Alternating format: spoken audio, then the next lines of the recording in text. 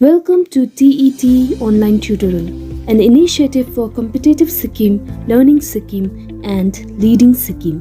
Welcome. Hello everyone, once again welcome back to our TET online tutorial. In today's video, we will be diving into some important previous year science TET questions, specially curated for all our aspiring science teachers. If you find this helpful, don't forget to like, share and subscribe to our channel for more such educational content. So without any further delay, let's get started. So, the very first question that we have is, when a P tendril comes out in a content of a string, it coils around it. What kind of tropic response does it exhibit? The question is trying to ask, when a P tendril मतलब a thin curly part of the P plant. जब चाहिँ त्यो चाहिँ के हुन्छ कन्ट्याक्टमा आउँछ कुनै पनि स्ट्रिङसँग. एउटा सिम्पल इक्जाम्पल दिनु पर्दाखेरि हामीले मटर रोप्छ, मटर रोपेर जब त्यो हुर्किन्छ तब के हुन्छ, त्यो मटरको दाना के चाहिएको हुन्छ, मटरको प्लान्टलाई एउटा सपोर्ट चाहिएको हुन्छ, राइट. सो सपोर्टको लागि हामी के गर्छ, त्यसलाई हामी इधर हामी एउटा सिङ्का गाड्छ, इधर हामी बाँस गाड्ने गर्छ सानो खालको. त्यसो हुँदाखेरि के गर्छ, जब चाहिँ पी टेन्ड्रिल चाहिँ त्यो बाँसको कन्ट्याक्टमा आउँछ तब के गर्छ, इट स्टार्ट्स टु कोइल. त्यो पी टेन्ड्रिल चाहिँ के हुन्छ, इट स्टार्ट्स टु कोइल. कोइल मतलब घुम्नु थाल्छ, राइट. सो जब चाहिँ पी प्लान्ट चाहिँ घुम्नु थाल्छ, जब चाहिँ कोइल हुन्छ तब चाहिँ what kind of tropic response does it exhibit, त्यो केमिकल टर्मलाई चाहिँ हामी के भन्छ भनेर the question is trying to ask. So for that you are provided 4 options. The first one is chemotropism, second one is phototropism, third one is heliotropism, and the fifth one is thigmotropism. So to answer this question, I'll give you a 10-second timer.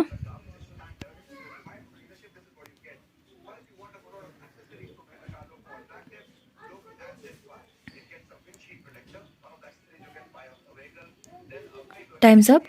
The correct answer is option number D, that is thigmotropism.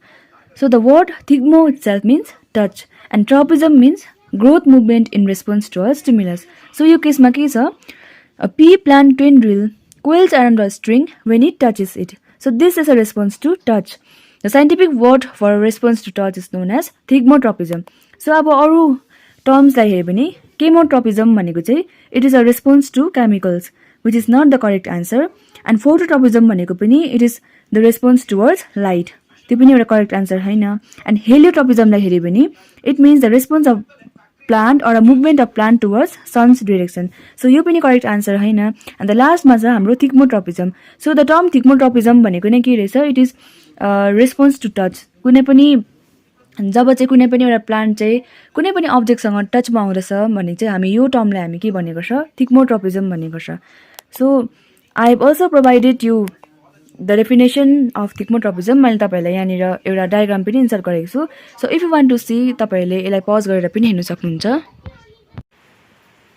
Okay, in question number 2 we have compound A when heated with ethanol and small quantity of sulfuric acid gives a sweet smell of ester. What is the compound A of the following?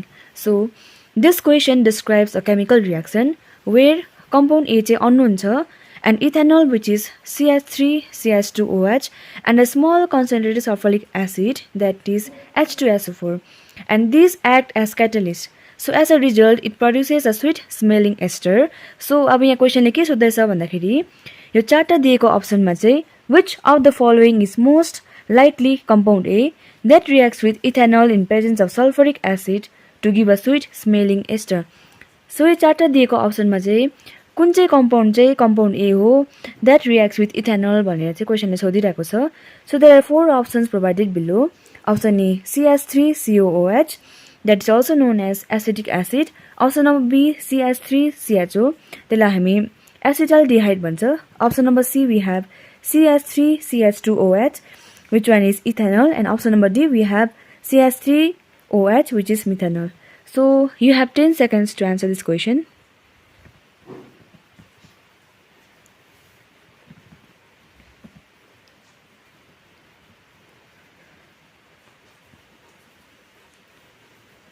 Okay, time's up. The correct answer is option number A, that is CH3COOH, which is acetic acid. And this reaction is also described as classic esterification reaction. अब किन चाहिँ option number A correct हो भन्दाखेरि because Option number A, acetic acid is a carboxylic acid and it reacts with ethanol in the presence of sulfuric acid, जुन चाहिँ हाम्रो H2SO4, to give a sweet smelling ester, जुन चाहिँलाई हामी esterification reaction पनि भन्छ. Whereas अरु तीनटा अप्सन्समा हेर्यो भने के छ, they are not carboxylic acid, किनभने अप्सन नम्बर बी छ CH3CHO, त्यो चाहिँ एउटा के हो, एसिटाल्डिहाइड हो, and option number C is ethanol and option number D is methanol. So हाम्रो करेक्ट आन्सर रहेको छ option number A, that is CH3COOH. सो तपाईहरुले यहाँनिर यसलाई पज पनि गरेर हेर्न सक्नुहुन्छ. In question number 3 we have carbon was allowed to burn in air and the gas evolved was collected or dissolved in a test tube containing water. What will you observe from the following on testing the water with indicators? So let us try to break this question step by step. At first, carbon के हुँदैछ, carbon was allowed to burn in air. मतलब carbon reacts with the oxygen present with air and this gives us carbon dioxide. So C plus O2 gives you CO2. अब के गर्यो भन्दाखेरि this CO2 is passed into water. अब CO2 चाहिँ वाटरसँग mix हुन्छ. जब CO2 वाटरसँग mix हुन्छ, it gives you H2CO3, that is carbonic acid. Now the water contains carbonic acid. अब हामीलाई याद छ carbonic acid भनेको एउटा के हो, weak acid हो. So now the question is asking what will you observe from the following on testing the water with indicator. So now when we test this acidic water with indicator, what happens to litmus paper भनेर सोध्दैछ. So there are 4 options provided below. Option number A we have blue litmus turns red. Option number B we have red litmus turns blue. Option number C we have blue litmus remain unchanged and option number D we have red litmus remain unchanged. So हामीलाई यादै भएको कुरा हो that acid को एउटा property के छ, acid turns blue litmus paper red. So हाम्रो correct answer is definitely option number A, that is blue litmus turns red. So reason के हो भन्दाखेरि the carbon dioxide gas formed by burning carbon dissolves in water and forms carbonic acid, thus making the solution acidic. So acid turns blue litmus red but do not affect red litmus. मैले तपाईलाई already भनिसके that acid को property चाहिँ के हो भन्दाखेरि acid turns blue litmus paper red and whereas base turns red litmus blue. So हाम्रो correct answer is option number A, that is blue litmus turns red. In question number 4 we have a very interesting question and it says the red soil develops a reddish color due to माटो दुई खालको हुन्छ. So एउटा माटो brown कलरको हुन्छ अनि अर्को रेड कलरको. सो रेड कलरको माटोलाई हामी रातो माटो पनि भन्छ, राइट. सो रातो माटो हामी बेसिकली चुला लिप्दा या घर लिप्दा अथवा पूजाहरू गर्दाखेरि हामी युज गर्छ. So the question is simply asking that what is the main reason behind the red color of the red soil. अब यो सोइल चाहिँ रेड हुनुको कारण चाहिँ के हो भनेर the question is asking and it has given you 4 options. So option number A we have deforestation and overgrazing. Option number B we have the presence of potassium and magnesium. Option number C we have tropical climate and option number D we have wide diffusion of iron in ancient rocks. So to answer this question म तपाईलाई 10 seconds को timer दिन्छु. So here you go.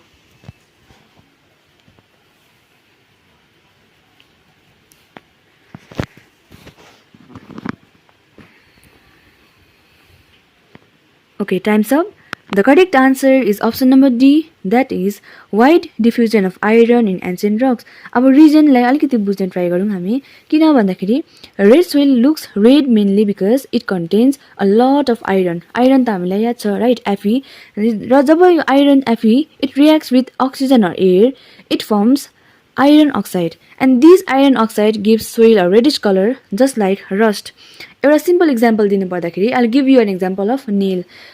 काटी, जब काटीलाई हामी first किन्छ तब कस्तो कलरको हुन्छ भन्दाखेरि it is silver in color, right?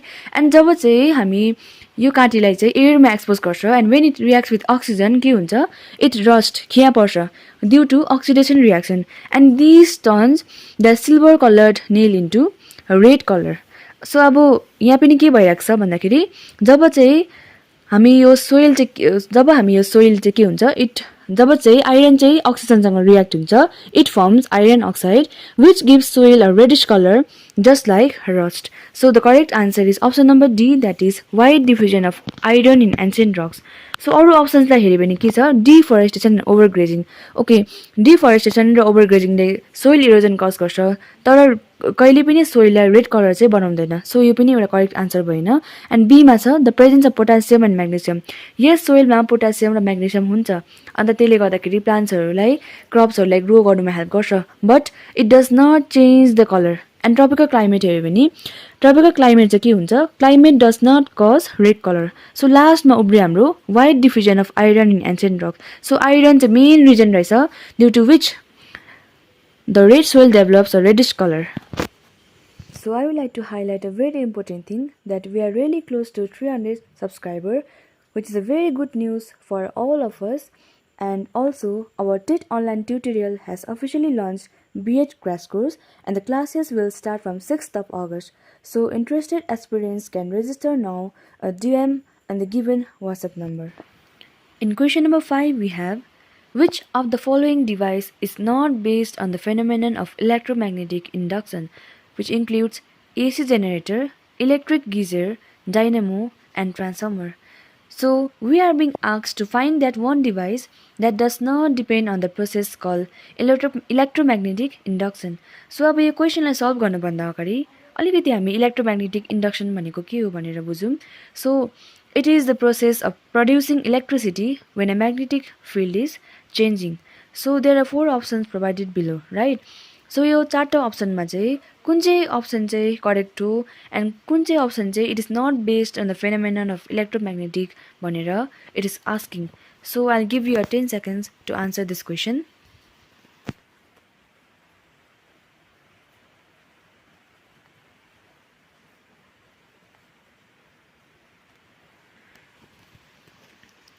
Okay, time's up. The correct answer is option number B, that is electric geyser. So why vandakari? Because it's the only device in the list that does not operate using electromagnetic induction. Instead, it simply uses electricity to generate heat.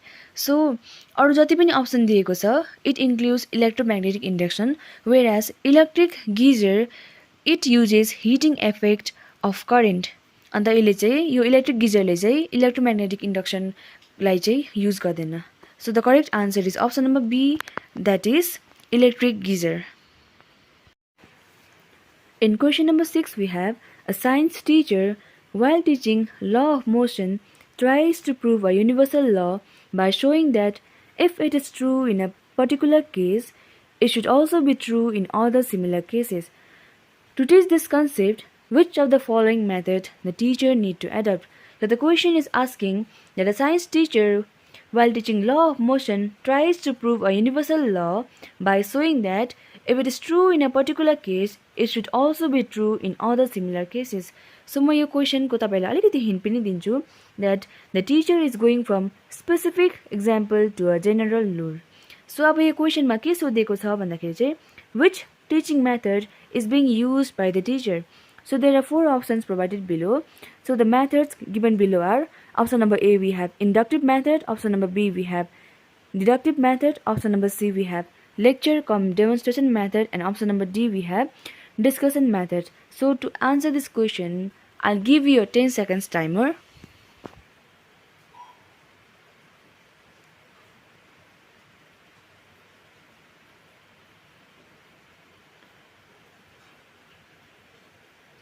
Okay, time's up. So most of you might have guessed the correct answer. So the correct answer is definitely option number A, that is inductive method. किन भन्दाखेरि because मैले तपाईलाई already hint दिइसकेको थिएँ that inductive method भनेको it means from specific to general. So inductive reasoning मा के हुन्छ भन्दाखेरि it starts with observation or specific examples then generalizing to form a universal law or conclusion. यो क्वेसनमा के सोधेको छ भन्दाखेरि the teacher observes that a law works in one case and concludes that it should work in all similar cases. So this is inductive logic. So अरू अप्सन्समा हेऱ्यो भने के छ, डिडक्टिभ छ, लेक्चर कम छ, एन्ड डिस्कसन मेथड छ.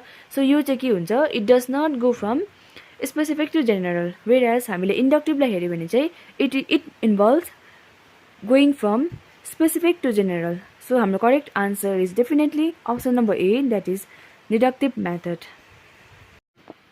In question number 5 we have, which of the following device is not based on the phenomenon of electromagnetic induction, which includes AC generator, electric geyser, dynamo and transformer. So we are being asked to find that one device that does not depend on the process called electromagnetic induction. So अब यो क्वेसनलाई solve गर्नुभन्दा अगाडि अलिकति हामी electromagnetic induction भनेको के हो भनेर बुझौँ. So it is the process of producing electricity when a magnetic field is changing. So there are 4 options provided below, right? So यो 4टा अप्सनमा चाहिँ कुन चाहिँ अप्सन चाहिँ करेक्ट हो एन्ड कुन चाहिँ अप्सन चाहिँ it is not based on the phenomenon of electromagnetic भनेर it is asking. So I will give you 10 seconds to answer this question.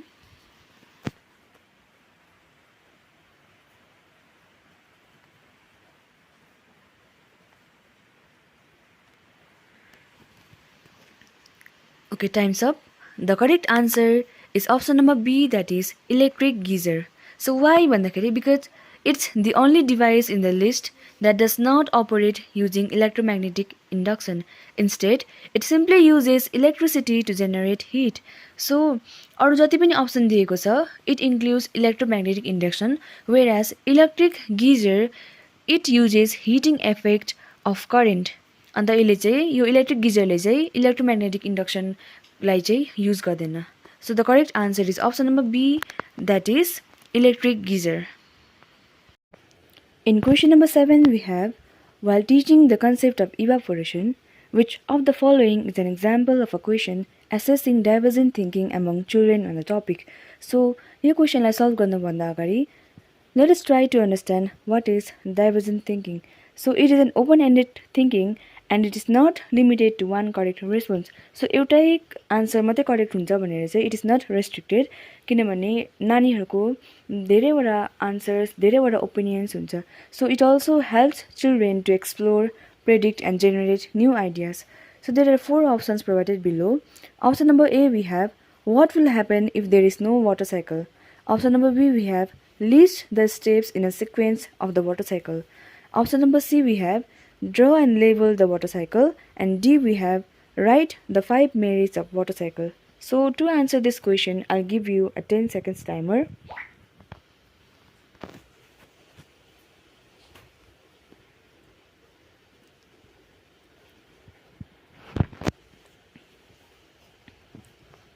Okay, time's up.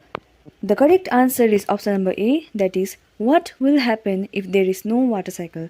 So why भन्दाखेरि because यो question जुन चाहिँ दिएको छ अप्सन नम्बर ए मा, that is open-ended and encourages creativity, imaginative thinking with multiple possible answers, and it is a key feature of divergent thinking. अन्त यो क्वेसनमा चाहिँ के छ भन्दाखेरि चाहिँ यो चाहिँ एउटा open-ended question हो, and this promotes divergent thinking by asking questions to imagine a situation and think in many directions. Whereas अरू अप्सनमा दियो भने चाहिँ अप्सन नम्बर ए मा छ हाम्रो what will happen when there is no water cycle. So यो हाम्रो divergent thinking भइगयो. एन्ड बीमा हेऱ्यो भने list the steps in a sequence of the water cycle छ. सो यो जति पनि अप्सन्स दिएको छ option number B, option number C, option number D, they are all convergent thinking and यसको चाहिँ के हुन्छ, they are all memory based. यसलाई चाहिँ रट्नुपर्ने हुन्छ कि त यसको चाहिँ एउटै मात्रै आन्सर हुन्छ, they are not open ended. So हाम्रो correct answer is definitely option number A, that is what will happen if there is no water cycle. In question number 8, we have, a girl refuses to sit near a boy during her menstrual cycle. As a science teacher, what role do you play in this situation? So this is a very important question, where the question is simply testing your sensitivity, scientific attitude when addressing social taboos and misinformation around menstruation. So यो question चाहिँ के छ भन्दाखेरि यो क्वेसनले चाहिँ के सोधिरहेको छ भन्दाखेरि चाहिँ you being a science teacher तपाईँको चाहिँ कस्तो रोल हुन्छ, लाइक यो सिचुएसनलाई तपाईँले कस्तो प्रकारले ह्यान्डल गर्नुहुन्छ भनेर the question is trying to ask you. So there are 4 options provided below. So फर्स्टमा छ you will talk about menstrual cycle with the whole class. सेकेन्डमा छ you will accept her refusal. Third we have you will talk only with the girls present in the class. And fourth we have you will separately talk to her about menstrual cycle. So, to find out the correct answer, let us try to omit the options. So, हामीले यो आन्सरलाई find out गर्नुको लागि चाहिँ दिएको चारवटा अप्सनलाई omit गर्दै हामीले solve गरौँ. So, फर्स्टमा छ, he will talk about menstrual cycle with the whole class. Yes, it's correct. किनभने मेन्स्ट्रुअल साइकललाई चाहिँ हामीले होल क्लाससँग हामीले लाइक भन्नुपर्ने नै, हामीले एड्रेस गर्नु नै पर्ने हुन्छ. बट यहाँ क्वेसनमा के भनेको छ भन्दाखेरि a girl refuses to sit near a boy during a menstrual cycle. So अगर हामीले यो टाइममा चाहिँ यो सिचुएसनमा हामीले चाहिँ सबै क्लासलाई मेन्सन गर्यो भने के हुन्छ, it will not respect the girls privacy. किनभने गर्ल्सको यो एउटा प्राइभेट म्याटर पनि हो.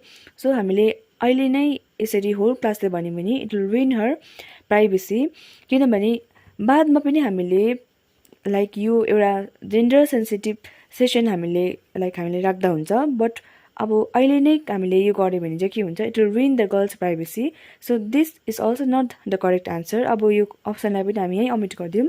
So going to the option number 2, you will accept a refusal. So this is definitely wrong. किनभने being a science teacher accepting her refusal is kind of wrong. यो चाहिँ एकदमै गलत हो. किनभने हामी साइन्स टिचर भएर त हाम्रो एउटा सोल ड्युटी हो नानीहरूलाई बुझाउनु. किनभने एउटा उनीहरूको लाइक एउटा एज एडोलेसेन्स पुगिसकेको हुन्छ. सो हामीले मेन्स्ट्रुएसनको बारेमा बुझाउनु चाहिँ भेरी इम्पोर्टेन्ट हुन्छ. So this is not definitely the correct answer. So हामी यो अप्सनलाई पनि ओमिट गरिदिउँ. So now going to option number C, we have you will only talk with the girls present in the class. So यो पनि हुँदैन. किनभने because this approach will exclude boys, reinforcing the myth that menstruation is only for girls. र यो यस्तो हामीले खालि केटीहरूलाई मात्रै हामीले एक्सप्लेन गर्यो भने चाहिँ यसले चाहिँ एउटा के बनाउँछ, एउटा मिथ बनाउँछ द्याट मेन्स्ट्रुएसन भन्ने टपिक चाहिँ it is only for girls भनेर चाहिँ बोइजहरूले पनि बुझ्दैन. सो यो अप्सन जुन चाहिँ छ त्यो पनि it is not the correct option. So now moving to the last option that we have is you will separately talk to her about menstrual cycle. So yes, this is the correct answer. That is, you will talk separately about a menstrual cycle. So किन भन्दाखेरि because this option shows empathy and respect the girl's privacy. It also allows the teacher to clarify scientific facts and remove fear and understanding. So अहिलेको option number एमा के थियो, you will talk about a menstrual cycle with the whole class. यो चाहिँ हामीले option number डीको गरेपछि चाहिँ हामीले ए को गर्दा हुन्छ. लाइक हामीले फर्स्टमा लाइक त्यो गर्ललाई हामीले सेपरेटली लगेर हामीले उसलाई मजाले त्यो टपिकमा एक्सप्लेन गर्यो भने चाहिँ अनि बादमा चाहिँ हामीले सबै क्लासलाई एक्सप्लेन गर्यो भने चाहिँ राम्रो हुन्छ. where after that the teacher can later plan a gender sensitive session for the whole class. So हाम्रो correct answer is option number D, that is you will separately talk to her about menstrual cycle. Okay, in question number 9 we have a teacher frequently checks the learner's progress and the effectiveness of her own practice. Which type of assessment is she following? So the question is basically asking what kind of assessment is a teacher using when she frequently checks how students are learning and also checks how well she herself is teaching. So basically teacher le चाहिँ के गर्दछ भन्दाखेरि the teacher is not waiting till the end term and she is continuously observing, adjusting and giving feedback and improving teaching learning process. So यो चारवटा दिएको assessment मा चाहिँ the teacher ले चाहिँ कुन चाहिँ खालको assessment चाहिँ follow गर्दैछ भनेर the question is asking you. So there are 4 options provided below. Option number A we have summative assessment, B we have diagnostic assessment, C we have formative assessment and D we have confirmative assessment. So to answer this question, I will give you your 10 seconds timer. So here you go.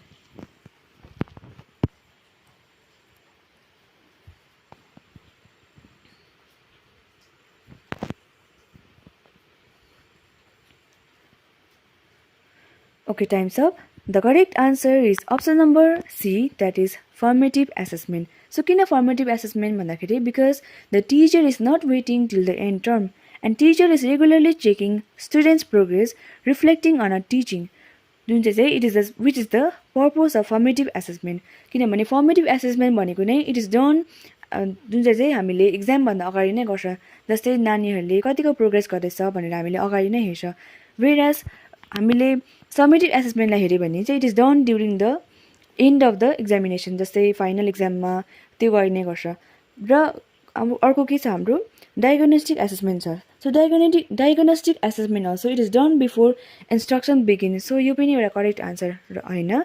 And लास्टमा छ confirmative assessment. So confirmative assessment भनेको पनि it refers to a long term follow up which is not relevant to the question being asked. यहाँनिर के सोध्दैछ भन्दाखेरि टिचरले चाहिँ frequently नानीको प्रोग्रेस चेक गरिरहेको छ. सो फ्रिक्वेन्टली नानीको प्रोग्रेस चेक गर्नु भनेको चाहिँ it comes under formative assessment because formative assessment चाहिँ it is done during the learning process. जस्तै टेस्टहरू हामीले कन्डक्ट गराउँदा भयो, नानीहरूको प्रोग्रेस चेक गरिबस्दा भयो.